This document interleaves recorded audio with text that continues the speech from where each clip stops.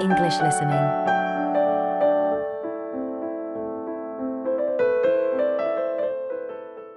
Topic 1. Report on robbery. Hello, London Police Department. Yes, I would like to report a robbery. All right, just a minute while I pull up the form. Okay, could you give me your first and last name? Anna Grieg. Anna Gregg. G-R-E-G? No, Grieg. G-R-I-E-G. Got it. All right, moving on. Gender, female. Date of birth? 15th of March, 1980. All right, thanks. Just a few more personal information questions, and then we can address your claim. All right. What's the address? 4 Ellendale Street. That's Ellendale. Oh, right, Ellendale Street. Yeah, we've had a lot of break-ins in that area lately. And the postal code? W5 2AT. And are you a citizen of the UK? No. Okay, what type of citizenship do you have? Well, I lived in the United States for most of my life, but I am actually of Grenadian nationality. Okay, so is that the country that issued your passport? Yes. All right. And what is the crime you're reporting? I already said a robbery. Oh, right. Sorry, this is about the 100th robbery report I've filled out today. Have you had any prior break-ins? In the building or just my flat? The unit below mine got broken into last year. No, just your flat. Oh, then no, not here. All right, let's see here. Can you think of anything that was out of the ordinary around your building, or anyone who may have had reason to do this? No, it seemed like just a normal evening. I didn't see anyone suspicious and can't think of anyone that would target me specifically. How long has this been your place of residence? Let me think. I moved in on February 1st and it's October, so it's been about 8 months already. Wow, time flies. And that is just for Ellendale, yeah? Yes, I have lived in the UK for just over 1 year. I see. Can you give me the first and last names of all members of the household? Actually, I live alone. Okay, so no other occupants. And can you give me a brief account of what happened? I left to go to a dinner party at 6 p.m.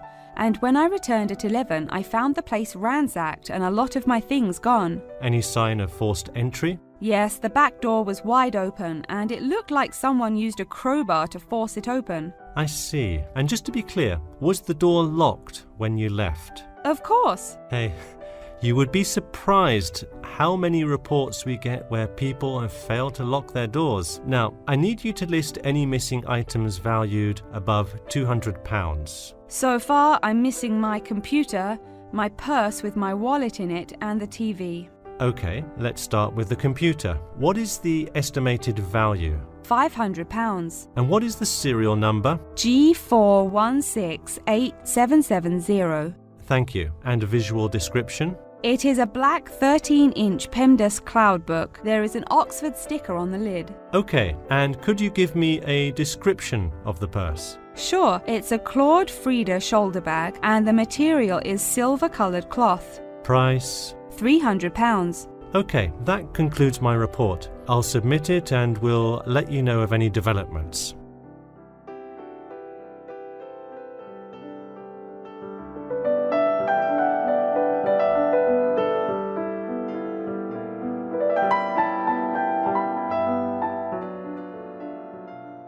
Topic 2. Extracurricular project.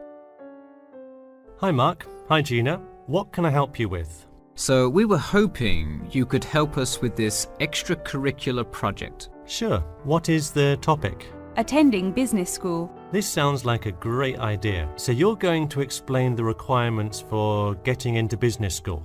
Not exactly. It will be more broadly about the experience, the academics, accommodation, and social experience that comes with being part of the business school. I see. So would your audience be the general public? Well, we would probably want more to focus on members of the institution. We would especially like to reach individual applicants to the business school. I see. Now, what form will this information be? You could give a talk to all the summer courses. All you'd need is permission from the course director. or you could pass out information outside the student union. Those are both good ideas. What about sending out pamphlets in the mail? Most college students never check their mail. Maybe you could make a video and show it on campus. That's a great idea. We'll do the video. Great. And as members of the business school, do you have an incentive to attract new students? If so, this idea is a great way to do that. No, the idea actually came about because of how much students like us worry about their studies. Yeah, when I got into business school, there were a lot of things I had not prepared for, so the video would cover a lot of things Mark and I wish we had known upon entering business school. Right. What would you talk about first? The first and probably most important section would be academics. Good idea. So, would you provide guidance on what courses to take? We want to focus especially on the approaches professors take, their teaching methods. It is far different than what students are used to in high school and even in liberal arts college. Good idea. And how long do you think you would spend explaining academics? We'll probably spend 7 minutes on it. We also have some ideas for talking about housing, food options and stuff like that. We're not really sure how to tie it all together though. I think it would be suitable to title that section Accommodation. What do you think? That could work. We'll definitely describe the different dining options at the cafeteria and then walk students through flats and the grueling process of finding one near the business school campus. Okay, so we would cover specifics on the cafeteria as well as flats. I think those are both helpful. We could spend about 6 minutes on accommodation and be sure to touch on those specifically. Great.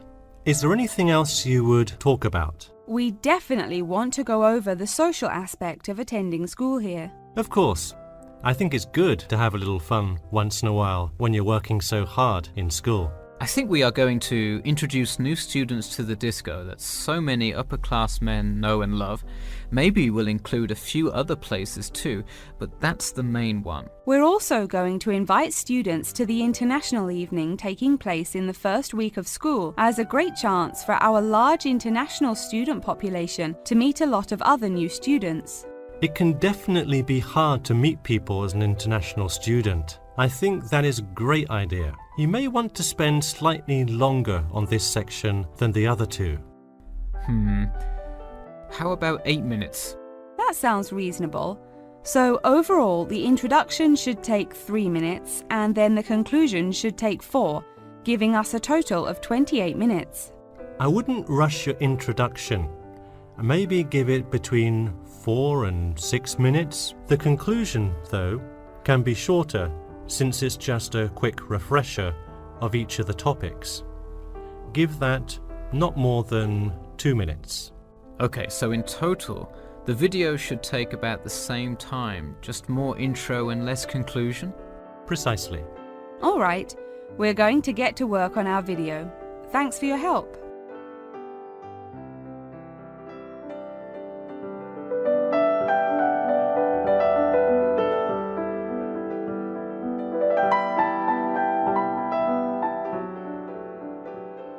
Topic 3. Research project. So, tell me about your research project, John.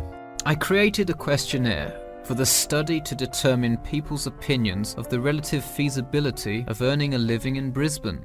Oh, cool. How is it scored? Are they all multiple choice questions? Well, the questions consist primarily of yes or no responses. There are 2 free response questions at the end. Participants will use a computer to fill in their answers. That way, it is really easy to analyze the data afterward. Great. It sounds like you have a pretty solid idea of what you should do. Just don't forget to submit a copy of your plans to Professor Curran by the 15th. Oh, I almost forgot. You don't do it for the high grade or a praise, but he can review and give you feedback. Right, that will be helpful. He has been conducting studies like this for 30 years now. Yep. Oh, and I'm curious. Are you going to be in the room giving subjects directions for the questionnaire? Well, I think the instructions will be provided by another representative who will not be analysing the data. I want them to feel they can answer and be completely anonymous. so I will not be in the room. Anonymity is really important for this study. I agree. Good idea. You should tell the representative to remind subjects to fully consider both sides of each issue. Sometimes it's really easy to immediately check yes or no without stopping to think about it completely. That's so true. It's like a race to finish the questionnaire first or something. I'll make sure to include that in the instructions. This report has to be perfect. Wow, what's the big deal? I know it's part of your grades and all. Well, it's that, but also a well-executed study could grab the attention of faculty in the department, which would be a huge deal. So, for attention? No, silly. I mean, I could really gain the respect of professors who may later take me on as a graduate student in their labs. Oh, I see. Let me take a look at the survey. Wow, this looks great. The map of the median income by region is a great tool. Where did you find it? Well, thanks. I read a lot of sources and just noticed this one in a small psychology journal called Modern Psychology. It's more helpful than the photo I added, but I think the photo is just so interesting. It was in the newspaper last year during that huge wage strike. It's great. Probably not necessary, but it looks great. I don't understand. What is WKRX's involvement here? Oh, the radio station agreed to sponsor the study if I play their station in the room. Wow, interesting. So you don't have to pay for any of this? Exactly. Nice. Where did you get that idea? Last month, at the Psychology Club Council meeting, someone talked about how easy it is to get sponsorship from local businesses, so I listened to their advice and called around. I'll have to remember that. Well, this all looks great. Good luck.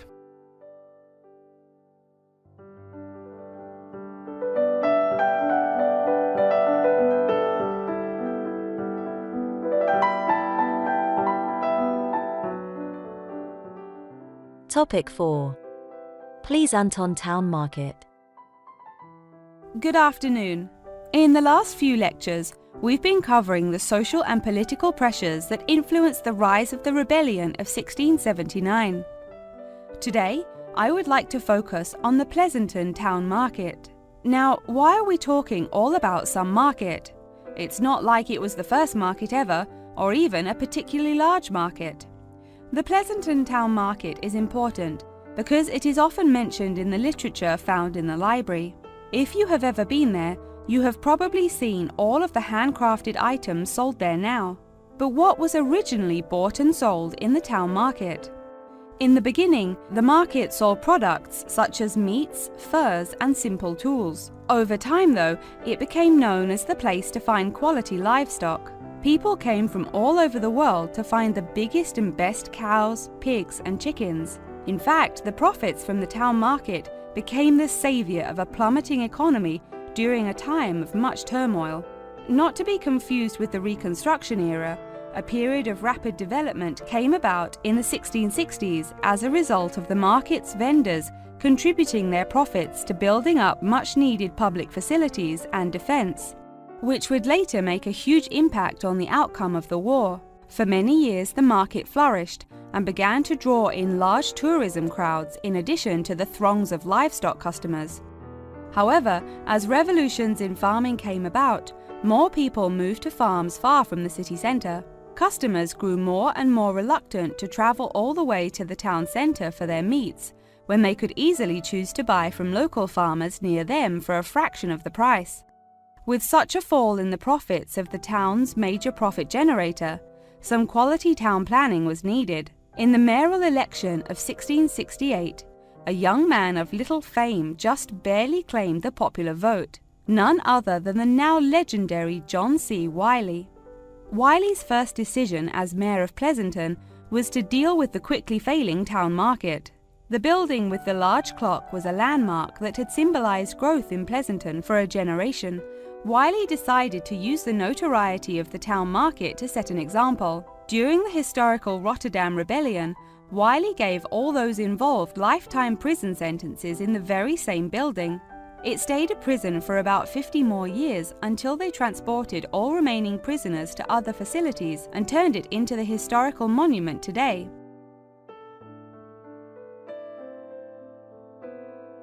Now that you know the basics of the history of the Pleasanton Town Market, I will introduce your next group project. I want you to make a short film based on the real historical events that occurred in Pleasanton before and during the uprising. I will give you some class time to look through the library's reference section, but you will be responsible for conducting further research outside of class. I suggest starting by looking for information on the market itself. You'll find plenty of information. In fact, some students complain that there is actually too much information on it.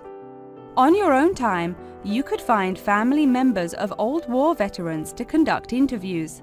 Sometimes they provide wonderful insight that you wouldn't find in proper history books. But be careful, an interview that is riddled with bias is useless. I myself have some very old photographs here that you are welcome to take a look at for some inspiration. I'm lucky enough to own this one of Jim Wiley himself. Very interesting to see, but does not provide enough information to add much to your film. Feel free to take this film into whatever direction you choose. You could even do a crime thriller based on real outlaws. All you would have to do is look through the newspaper archives in the crime section during that time period. Try to get as much detail as you can, but you may end up having to draw your own conclusions. Okay, that's enough from me, so let's go on to...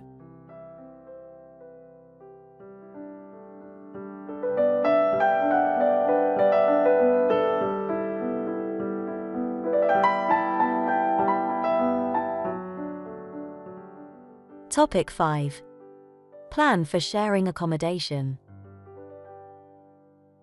Hey Jim, it's Peter. Oh, hey Peter, what's up? I thought I'd call so we could hammer out the details for next year's lease. That's a good idea.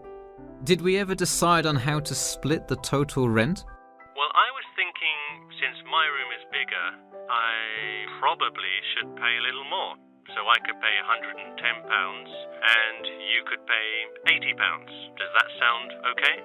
Considering that my old apartment cost me £100 for a smaller room, I'm definitely alright with that. Hey, I was looking at a map of the area and can't seem to find a bus stop near it. Do you know where we would catch the bus? Well, the bus is actually pretty far from us, but we have that garage that we can park our cars in.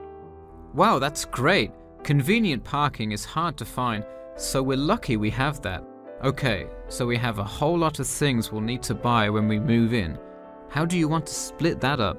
I was wondering, do you still work at the supermarket? Yep, every Tuesday and Saturday. Would you be able to buy things from there if I sent you a shopping list? Sure, I can do that.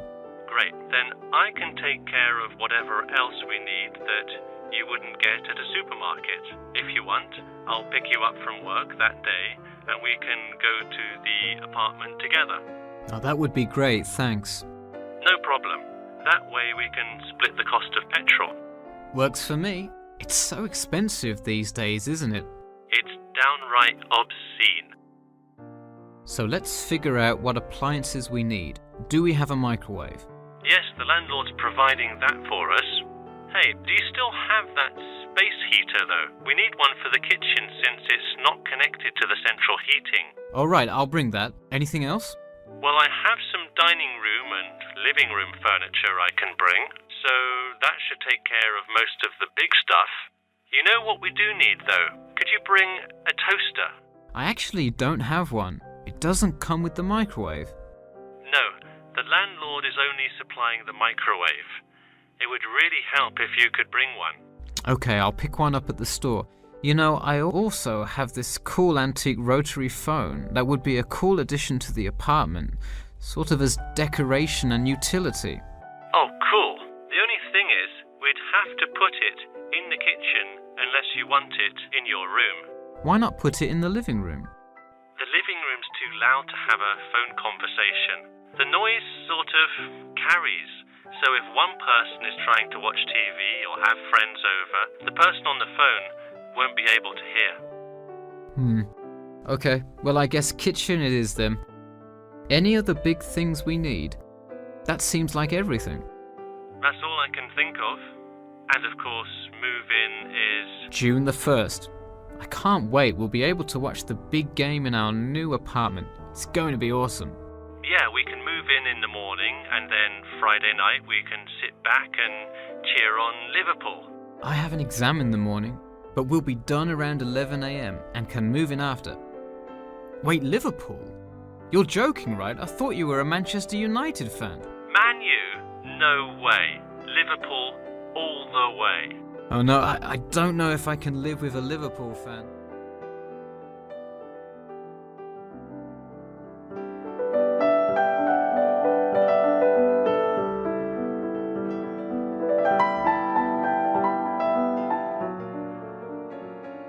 Topic 6. Company presentation. Welcome to all of you. Can everybody see and hear me? Good. I'm Sarah Connor, an HR representative of Earn and Learn. I have been asked today to talk to you about our company. So, for those of you who don't know very much about the company, let me start by giving you some basic information about it. Earn and Learn started nearly 20 years ago. It is not a charity, but a for-profit company that enables promising entrepreneurs to make money while traveling. During the past 10 years, it has grown rapidly and has gained great influence in most countries of the world. We have a partnership with the school and take a large number of recent graduates from the business school. So if you are a recent graduate, I'd say you can consider applying to our company. Before your application, you might be curious about what sort of places you could go to. There are 4 main locations, but you also have the freedom to submit a different location, and if they can make the necessary arrangements, you can go. The first country Earn and Learn established locations was the US, where you may choose from multiple locations, as long as you can commit to their more rigid schedule of August to December. Also, you could do the Australia internship. That one is really cool. You work at a wildlife shelter and learn about the business practices of non-profit organizations. You do have to be willing to commit 8 months for that one though. Perhaps that's a long time to be so far away, but I would say it is really an amazing opportunity. I don't know whether some of you are in decent physical shape. If so, the South Africa internship is another exciting one. You learn a lot about sustainable farming, but you would be doing some of the manual labor involved in maintaining a farm. Indeed, it's hard work, but I think you would definitely be able to do it. It may be wise to wait until after their summer is over, so it's not so terribly hot. In addition, there is a most recently established location in India. This one gives you more of a study abroad feel, given that they arrange a host family for you to stay with. In the other locations, you live in an apartment with other interns, so this is definitely a unique experience. Regardless of where you go, at the end of the program you get a global traveling certificate, as long as you can explain your experience. You can provide a written log of what you did. I recommend writing journal or blog entries about what you do every day, or a weekly summary of each day. Of course, you don't have to write up a formal report or anything like that, and you need to apply for it once you have returned. Some students may want to know whether this is a paid internship. Actually, you have to pay for the flight there yourself. But you have the opportunity to create your own small business, which could earn you money if it's successful. So basically, you pay for it all up front, but when you're there, you can find ways to make money. That is to say, you pay for 2/3 of the cost up front as a deposit, and then give the final installment 1 month prior to your return. Finally, I have to remind you that you need a health check before you go, to make sure you're not going to spread any communicable diseases. In addition, before you go, you don't have to attend any meetings or workshops. You'll meet everyone you'll be working with once you get there. Okay, well, that's all I've time for today. Thanks for listening, and I'm happy to take any questions if you have them.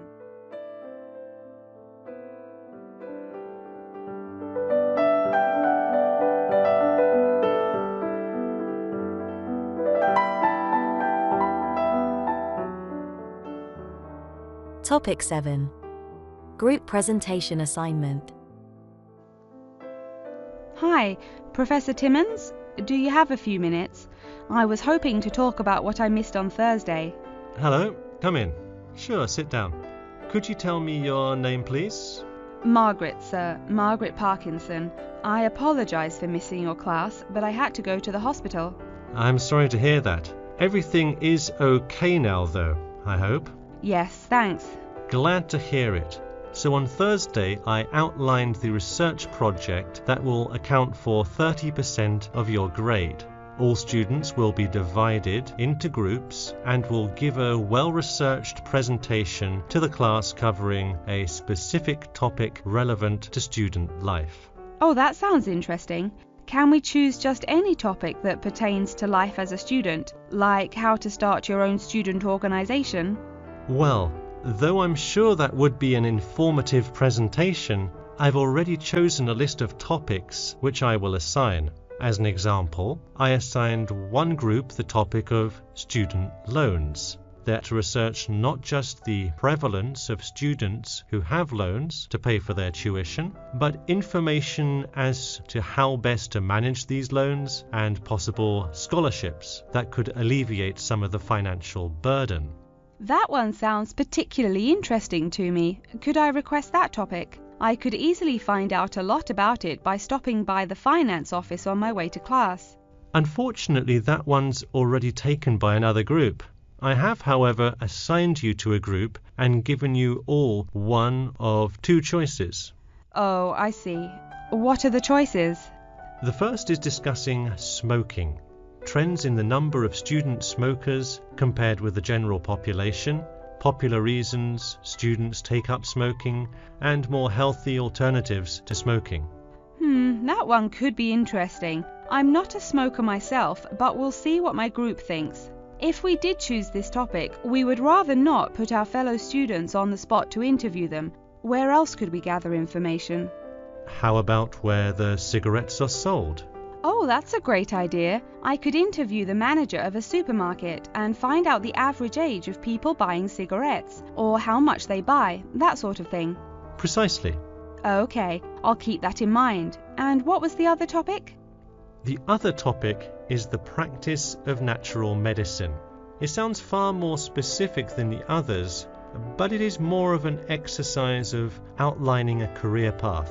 If your group chooses this, you would cover the specifics of becoming a doctor of natural medicine, how to become licensed to practice natural medicine, what the career outlook is, etc. You could find much of the information you need on this in the careers office. Wow, that would be really helpful, not just in learning about natural medicine, but in how to approach researching any career path. That's the idea. I want groups to really think outside the box to find information on their topics. They should interview multiple sources. Okay, now I think I have the general idea. When is the presentation due? I expect each group to send me an email attachment of the plan ahead of time by October 10th, so that I can ensure that you are on the right track. Oh, that's actually really reassuring. I would hate to spend so much time on a presentation only to find we had taken it in the wrong direction. So when is the presentation? I let groups choose from the list of time slots I have between November 1st and November 5th. Okay, how about the 3rd? I'll have to check with my group, of course, but maybe we could write a tentative time?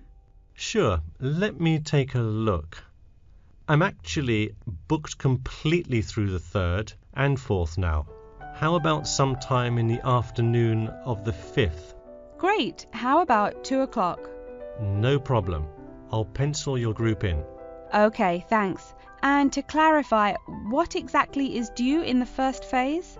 Before the October deadline, I want your group to have compiled resources and then to provide some initial data analysis to support your claims. Okay, so data analysis is due the 10th of October, and then the Presentation? Yes.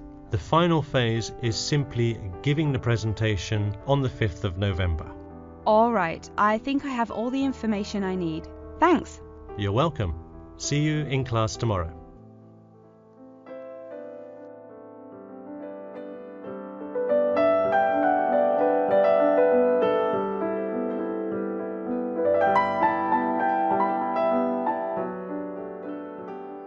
Topic 8. The Gherkin Building. Today, I'd like to tell you about how UK architects are playing their part to address the issue of global warming. You have seen many of these iconic buildings while going about your everyday life, but you may not know how they are affecting your tomorrow. In 2003, construction was completed on the famous Swiss rebuilding, or more informally called the Gherkin, a true masterpiece commissioned by the law offices of Foster and Partners. This is not the first ambitious endeavour of the firm. They are renowned for their various philanthropic environmental efforts. The Gherkin, with its cut-and-edge green initiative and sharp design, is gaining recognition as an icon in modern architecture. You can pick it out of the London skyline by its unorthodox cigar shape. While its appearance is the obvious attribute at which to marvel, there is far more to this building than meets the eye. And let's face it, there's a lot about this building that meets the eye. The building helps reduce the city's carbon footprint in a number of ways. Just a quick note, in case you're not familiar with the term carbon footprint, get used to it. It's a buzzword you'll hear relentlessly to talk about reducing emissions. Think of it as the amount of harmful greenhouse gases that are given off into the environment by a single person, organization, or product. So going back to the Gherkin building, perhaps the most obvious as well as the most significant eco-friendly feature is the glass windows, which allow light to pass through the building, both reducing heating costs and brightening up the workspace. The ingenuity behind the various eco-friendly aspects of the Gherkin has seen its fair share of publicity both from serious and silly sources. In a recent April Fool's Day edition, One e-publication printed a story detailing plans to replace 50% of the current exterior with grass, which would not only make large steps in the name of sustainability, but also give the building the green hue that would truly earn it the nickname of the Gherkin. The only drawback is, as you may have guessed, that this story was an April Fool's Day joke and completely made up.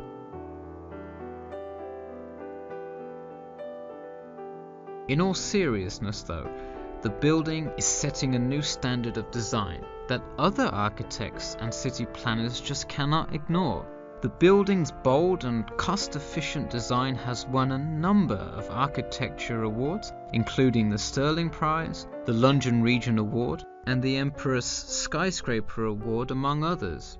The design comfortably accommodates a large number of offices, while keeping maintenance and operation costs down, striking a superb balance between nature and the workplace. Nature is well and good, as long as the weather is nice outside. Given London's notoriously bad weather, the architects knew they must devise a quality temperature regulation system, and that they did. A special system designed to reduce the building's reliance on air conditioning was devised that cuts consumption in half compared to standard office buildings. There are atria that link each floor vertically to one another, forming spiraling spaces up the entire building. They serve not just as social common spaces, but also act as the building's lungs, distributing clean air from the opening panels in the facade through the entire building. The building isn't all business though. It has its fair share of fun as well. At the very top, a club room offers a picturesque entertainment spot for company functions, private parties, etc., with a breathtaking panoramic view of the city. The creation of such an innovative structure has many wondering what the future of urban planning and architecture may be. Well, If the other projects currently commissioned by Foster and Partners are any indication, the entire city constructed with similarly eco-friendly buildings is not far in the distance.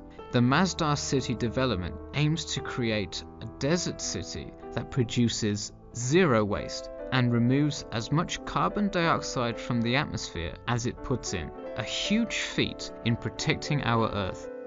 The gherkin is a truly impressive feat, yet it is not the only one worth noting. Now to move on to another green initiative, I'll tell you about the Eden Foundation building found in Cornwall.